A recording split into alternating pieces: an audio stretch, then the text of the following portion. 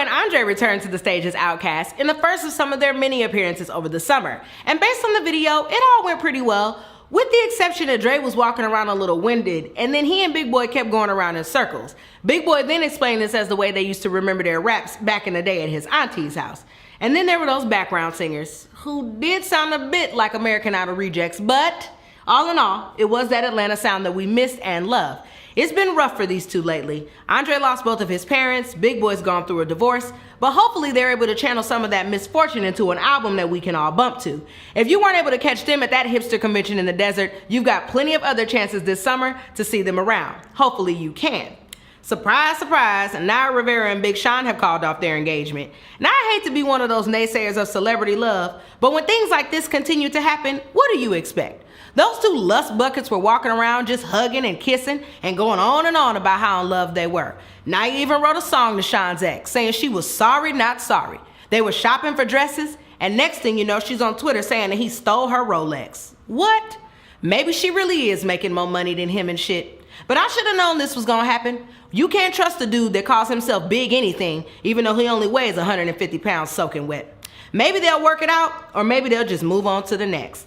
It's been good to see Nicki Minaj take off her Barbie costume lately and look like a normal girl from Queens like we all remember a few short years ago. But today's news isn't about her, it's about that mama. Who knew they both like to hit the studio? The mother recently released a single called God's Been Good, talking about her overcoming a medical scare. And I'll be the first to say, I am glad that mother is healed. But we can't keep handing out studio time to the family.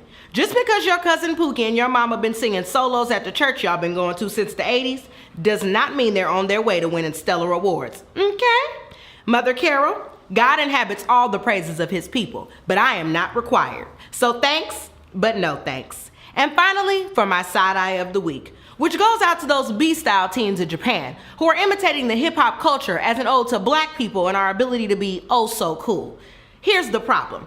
The cultural appropriation of hip-hop does not encompass the black experience in its entirety, and the constant marginalization of our people as a monolithic one-note group is the reason why we're still where we are today, only being seen as entertainers and athletes or modern-day Bojangles, only here for the laughs and jokes. Here's the thing. Why don't we take a moment to imitate some of the people that are doing well in this world? The black college graduates, the mothers, the fathers, and those who are making a difference. And to the media, stop focusing so much on the wannabes and focus on the real black people that are out here making some changes.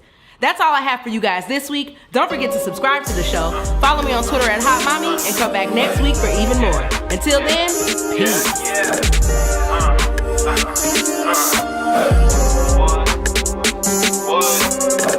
Nobody do it like LA did it. Got my LA fitted. I'm so LA with it. Nobody do it like LA did it. Got my LA fitted. I'm so LA with it. Got my top back riding through the hood. You know the slogan, nigga.